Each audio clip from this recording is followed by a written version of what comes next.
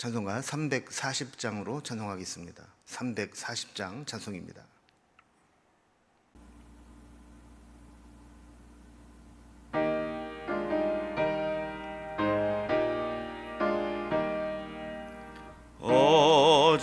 어지러운 세상 중에 기쁜 소리 들리네.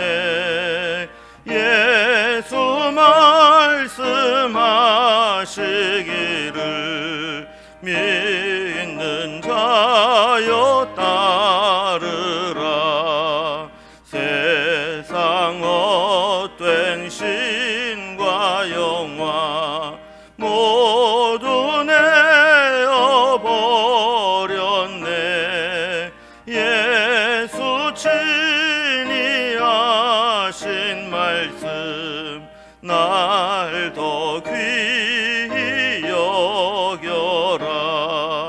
기쁜 때나 슬픈 때나 바쁜 때나 틈날 때 예수 친히 하신 말씀 날 더 귀히 여겨라.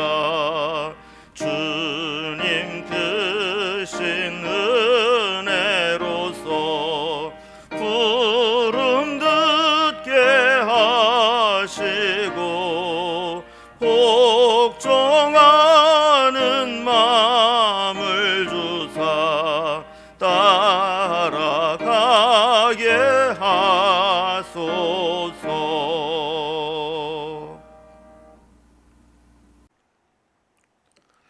오늘 함께 나눌 하나님 말씀은 구약성경 예레미야서 46장 13절에서 28절까지 말씀입니다. 예레미야 46장 13절에서 28절까지 말씀을 제가 봉독하겠습니다. 바벨론의 느부갓네살 왕이 와서 애굽 땅을 칠 일에 대하여 선지자 예레미야에게 이르신 여호와의 말씀이라. 너희는 애굽에 선포하며 믹돌과 놋과 다바네스에 선포하여 말하기를 너희는 굳건히 서서 준비하라. 네 사방에 칼이 삼키 왔느니라. 너희 장사들이 쓰러짐은 어찌함이냐. 그들이 서지 못함은 여호와께서 그들을 몰아내신 까닭이니라. 그가 많은 사람을 넘어지게 하심에 사람이 사람 위에 엎드려지며 이르되 일어나라. 우리가 포악한 칼을 피하여 우리 민족에게로 우리 고향으로 돌아가자 하도다. 그들이 그곳에서 부르짖기를 애굽의 바로 왕이 망하였도다. 그가 기회를 놓쳤도다. 만군의 여호와라 일컫는 왕이 이르시되 나의 삶으로 맹세하노니 그가 과연 산들 중에 다불같이 해변의 갈멜같이 오리라. 애굽에 사는 딸이여 너는 너를 위하여 포로의 짐을 꾸리라. 노비 황무하며 불에 타서 주민이 없을 것임이라. 애굽은 심히 아름다운 암송아지일지라도 북으로부터 쇠파리 떼가 줄곧 오리라.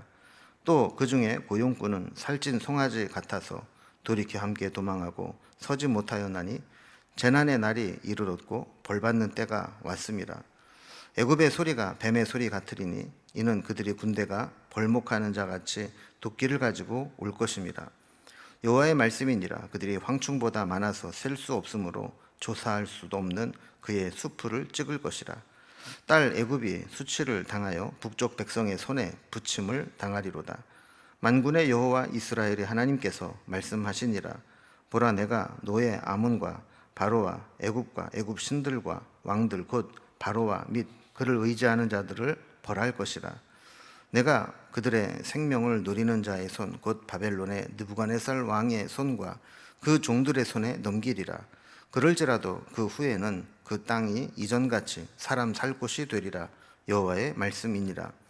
내 종 야곱아 두려워하지 말라. 이스라엘아 놀라지 말라. 보라, 내가 너를 먼 곳에서 구원하며 네 자손을 포로된 땅에서 구원하리니 야곱이 돌아와서 평안하며 걱정 없이 살게 될 것이라. 그를 두렵게 할 자가 없으리라. 여호와의 말씀이니라. 내 종 야곱아 내가 너와 함께 있나니 두려워하지 말라. 내가 너를 흩었던 그 나라들은 다 멸할지라도 너는 사라지지 아니하리라. 내가 너를 법도대로 징계할 것이요 결코 무죄한 자로 여기지 아니하리라 하시니라. 아멘. 우리가 이제 예레미야서 이제 후반부의 말씀을 살펴보면서 지난 시간에 살펴본 것처럼 예레미야 46장에서 51장까지는 유다 주변에 있는 나라들에 대해서 예언한 내용이다라는 것을 살펴보았습니다. 그러면서 애굽, 블레셋, 모압, 암몬, 에돔, 바벨론 이런 유다 주변에 있었던 이 나라들에 대한 하나님의 심판을 언급한다 그랬습니다. 46장에서는 먼저 애굽에 대한 심판을 이제 선언하는데, 어제 이제 본문에 포함되어 있었던 1절에서 12절은 과거에 있었던 일들을 상기시키는 겁니다. 그래서 여호야김 4년에 바벨론의 남하 정책을 막아보겠다고 유다와 연합해서 갈그미스 전투에 나갔다가 패하고 돌아왔던 일들을 상기시키는 거죠. 그래서 결국 유다 백성들이 바벨론의 손을 피해서 애굽으로 망명을 했지만 그것도 안전한 곳이 못 된다. 하나님 이외에 그 어떤 곳도 피난처가 될 수 없다라는 것을 보여준 것이다 그랬습니다. 그리고 이제 오늘 본문에 보면 애굽이 다시 바벨론에게 심판을 받게 될 것을 말씀합니다. 한때는 바벨론이 애굽을 두려워해서 애굽까지 침공하지는 못했지만 이번에는 이 바벨론이 애굽으로 진격하기를 주저하지 않을 것이고 결국 애굽에 와서 애굽을 심판하게 될 것이다라고 말씀을 합니다. 자, 그러면서도 애굽과 이스라엘에 대해서 회복의 여지는 남겨두시고 완전히 진멸하거나 사라지게 하지는 않겠다 하는 약속을 주십니다. 오늘 본문을 좀 단락별로 좀 구분을 좀 해보면, 먼저 13절에서 24절까지는 바벨론이 애굽을 침략하게 되는 그런 이야기들을 하고 있고, 25절과 26절은 바벨론에 의해서 애굽이 넘겨지게 되지만 하나님께서 애굽을 회복하실 것을 약속하시는 장면이 나오게 됩니다. 또한 27절, 28절은 이스라엘을 하나님이 또 회복하시고 또 구원하실 것을 또 약속하시는 장면이 나오게 되죠. 심판과 또 회복에 대한 말씀들이 반복되고 있습니다. 단락별로 살펴봅니다. 먼저 바벨론이 애굽을 침략하게 될 것을 말씀하는 장면입니다. 자, 어제 본문에서는 이제 바벨론이 애굽과 전쟁을 했던 과거의 역사를 상기시켰다 그랬죠. 갈그미스 전투에서 애굽이 바벨론에게 패했던 그런 역사를 상기시켰습니다. 근데 갈그미스 전투는 사실은 전초전에 불과했습니다. 진짜 전쟁은 13절 이하에서 더 구체적으로 나타나게 됩니다. 그래서 바벨론의 느부갓네살이 애굽 본토에까지 이제 원정을 와서 애굽을 치게 될 것이다 하는 이제 말씀이죠. 14절에 보면 애굽에게 바벨론의 침공이 임박했으니 전쟁을 준비하라 이렇게 말씀합니다. 여기에 나오는 믹돌, 노, 다바네스는 고대 애굽의 이제 주요 도시들이면서 또 유다의 난민을 수용했던 도시이기도 합니다. 특히 그들에게 내 사방이 칼에 삼키웠다 이렇게 말씀한 것은 애굽의 주요 도시의 사방 주변 나라들까지도 다 바벨론에 이제 정복을 당하고 이제 남은 것은 애굽이기 때문에 애굽을 삼키기 위해서 오게 될 것이다라는 겁니다. 15절에 보면 너희 장사들이 쓰러짐은 어찌함이냐, 그들이 서지 못함은 여호와께서 그들을 몰아내신 까닭입니다 그랬습니다. 비록 애굽이 그 당시에 강대국이었고 또 강력한 군대를 가지고 있어서 장사처럼 강하다 할지라도 이 바벨론의 군대에게는 쓰러지게 될 것이라는 거죠. 왜냐하면 하나님께서 애굽을 심판하시고 또 몰아내셨기 때문이라는 겁니다.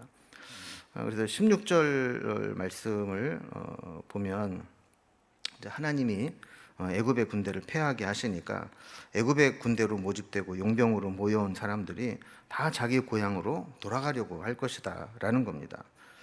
전쟁을 해보니까 이제 애굽의 때는 지나갔고 바벨론을 이길 수 없다라는 것을 깨닫게 되었다는 거죠.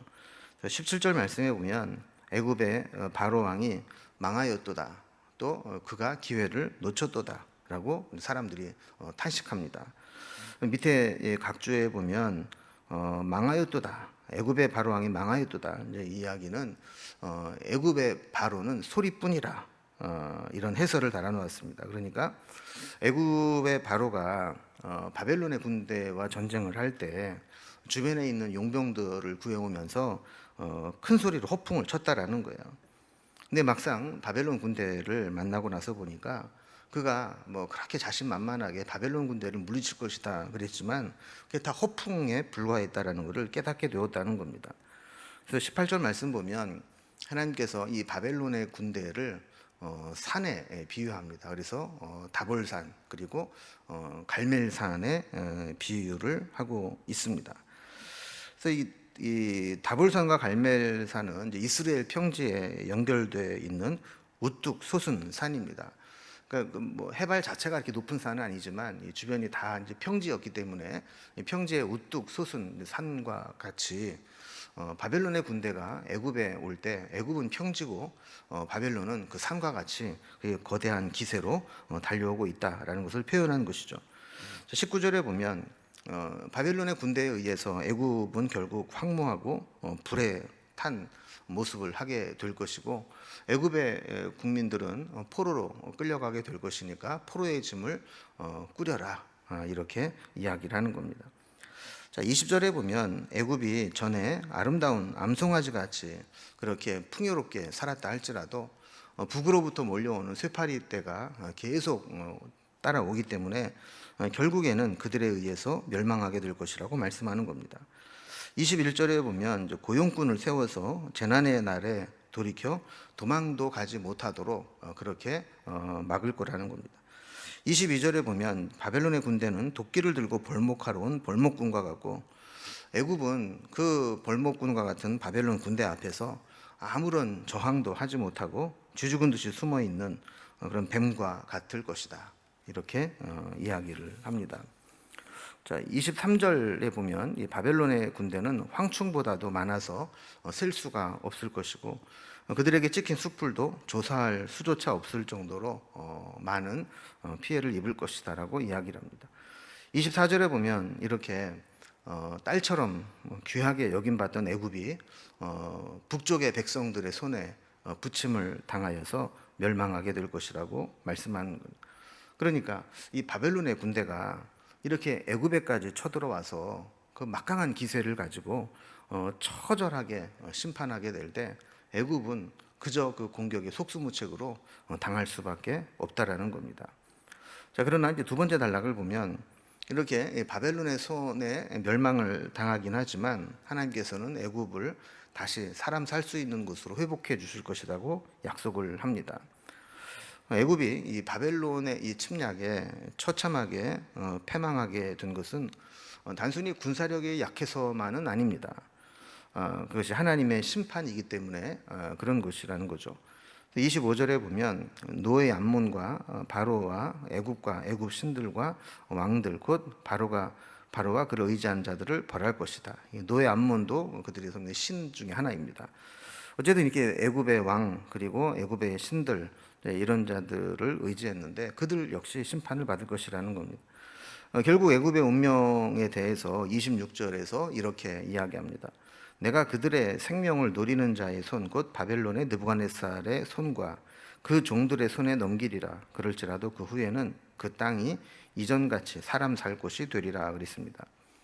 자, 여기에서 강조하는 것은 애굽이 비록 그 표면적으로는 바벨론의 느부갓네살 왕에게 망하지만 그들을 움직여서 애굽을 침공하고 애굽을 멸망시키신 것은 하나님이라고 말씀하는 겁니다. 시간이 또 지나고 나면 바벨론도 애굽을 멸망시킨 바벨론도 멸망하게 될 것이고 애굽이 다시 회복될 것을 말씀해 주시는 겁니다. 역사의 표면에 보면 항상 강자의 기준으로 역사가 기록됩니다. 그래서 세상의 강자가 역사에는 드러나게 되지만 실제로 그 이면에는 역사를 주관하시는 영원한 승자 하나님이 그 역사를 주관하고 계심을 알게 됩니다. 애굽을 바벨론에 넘기신 분도 하나님이시고 그것도 바벨론을 멸망시키고 다시 애굽을 회복시키시는 분도 하나님이심을 하나님이 이 사건을 통해서 천명하시는 겁니다. 세 번째 단락을 보면 27절, 28절에서 이때 이스라엘도 회복되고 구원받을 것이라는 약속을 해 주십니다. 그래서 27절부터 마지막 절인 28절까지는 이스라엘의 회복에 대해서 말씀을 합니다. 그러니까 하나님의 관심은 애굽에 있지 않습니다. 그래서 애굽의 심판을 이야기하지만 그 애굽의 심판과 회복을 통해서 또 하나님의 백성인 유다 백성들에게 어떤 영향을 끼치는지, 또 그들에게는 어떤 회복이 일어나는지를 말씀하고자 하는 겁니다. 그래서 애굽의 멸망 그리고 회복을 말씀하신 후에는 이스라엘의 회복에 대해서도 말씀하게 되는 거죠. 당시 이스라엘 백성들이 그렇게 의지했던 애굽과 또 그들이 두려워했던 바벨론의 흥망성쇠도 다 하나님 손에 있는 것이다. 하나님이 그들을 세우기도 하고 망하게도 하시고 다시 회복시키기도 하시고, 이런 사건을 이제 상기시키면서 역사의 주관자이신 하나님께서 이스라엘 백성들을 회복시키실 것을 약속합니다. 그래서 27절을 보면 내 종 야곱아 두려워하지 말라, 이스라엘아 놀라지 말라. 보라, 내가 너를 먼 곳에서 구원하며 네 자손을 포로된 땅에서 구원하리니 야곱이 돌아와서 평안하며 걱정 없이 살게 될 것이라. 그를 두렵게 할 자가 없으리라 그랬습니다. 그러니까 이스라엘도 잠시 고난을 당하지만 다시 포로에서 돌아오게 될 것이고 회복되도록 구원하셔서 평안하고 걱정하지 않고 살아가고 두려워할 자가 없을 그런 상황에서 돌아오게 될 것이라고 말씀합니다. 그리고 28절에서조차 재차 약속해 주십니다. 이스라엘과 야곱을 다 멸망시킨 강력한 나라들이 다 멸망을 당하지만 하나님의 백성은 결코 사라지지 않을 것이라는 겁니다. 이리 치이고 저리 치이고 다 꺼져버리는 촛불과 같이 사라질 것 같지만 하나님께서 그들을 지켜주시면 끝까지 사라지지 않고 살아남게 될 것이다 라고 말씀을 하는 겁니다. 오늘 본문을 통해서 하나님이 우리에게 말씀하시는 것은 역사를 주관하시는 분은 하나님이시라는 겁니다. 개인의 역사도 가정의 역사도 나라의 역사도 다 하나님이 그 흥망성쇠를 주관하고 계시는 겁니다. 하나님은 하나님의 백성들을 끝까지 책임져 주십니다. 때로는 어려움을 당하고 큰 시련을 만나도 결국 하나님께서 하나님 백성들은 포기하지 않으시고 그를 끝까지 살아남게 하시고 회복시켜 주신다는 거죠. 오늘 우리가 기도하는 것도 하나님의 이런 은혜와 회복의 능력을 믿기 때문입니다. 비록 우리가 과거에 어떤 잘못된 것들로 인해서 하나님의 징계나 심판을 받는 것처럼 보일 경우가 있다 할지라도 하나님은 우리에 대한 관심을 놓지 않으시고 우리가 회개하기만 한다면 다시 회복시키시고 구원하실 것을 약속해 주시는 것이죠. 그래서 우리도 이런 하나님의 말씀을 믿고 의지하면서 이 고난의 시간을 인내함으로 잘 견뎌내야 될 줄로 믿습니다. 기도하겠습니다. 하나님 아버지, 애굽이 결국 하나님의 심판을 받게 되지만 하나님은 역사를 주관하시는 분이라 애굽을 멸망시킨 바벨론도 멸망하게 될 것이고 이때 애굽이 회복되고 또한 하나님의 백성들 유다 백성들도 회복되어 돌아오게 될 것을 약속하시는 장면을 살펴보았습니다. 우리가 때로 잘못하고 또 실수해서 하나님의 심판과 징계를 받는 것처럼 그 시간을 보낼지라도 하나님은 우리를 긍휼히 여기시고 다시 회복시키시는 분이고 역사의 주관자가 하나님이심을 우리에게 깨우쳐 주셨습니다. 우리도 우리가 어찌할 수 없는 거대한 흐름 속에 우리가 고통을 당하고 있을지라도 이 모든 역사를 주관하시는 분은 하나님임을 기억하며 이 고난의 때를 인내함으로 이겨낼 수 있도록 도와주시옵소서. 오늘도 믿음으로 주님의 때를 기다리며 예수님의 이름으로 기도드리옵나이다. 아멘. 각자 기도 제목들로 자유롭게 기도하시겠습니다.